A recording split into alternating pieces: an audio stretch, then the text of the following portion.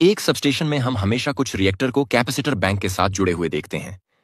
अब सवाल ये उठता है कि ये रिएक्टर कैपेसिटर बैंक के साथ क्यों जुड़े होते हैं।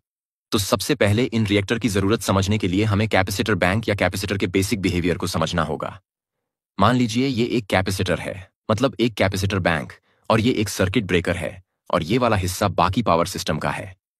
अब जब हम इस सर्किट ब्रेकर को ऑन करते हैं तो वोल्टेज पावर सिस्टम कैपेसिटर के अक्रॉस वोल्टेज देगा, लेकिन शुरू में कैपेसिटर अनचार्ज्ड होगा। तो कैपेसिटर सिस्टम से क्यू चार्ज लेगा, मतलब कैपेसिटर को चार्ज होने के लिए क्यू चार्ज चाहिए होगा, और मान लो सी कैपेसिटर की कैपेसिटेंस है। बेसिक फॉर्मूला से पता है कि Q बराबर C गुणा V। अब अगर हम इस इक्वेशन के दोनों तरफ डिफरेंशिएट करें तो मिलेगा dQ बटे dt बराबर C गुणा dV बटे dt। अब ये dQ बटे dt क्या है? dQ बटे dt दरअसल करंट है, तो हम लिख सकते हैं करंट I बराबर C गुणा dV बटे dt। ये I क्या है? ये I दरअसल कैपेसिटर बैंक को ऑन करते वक्त उसके अंदर से जो करंट बहता है उसे कैपेसिटर का चार्जिंग करंट कहते हैं।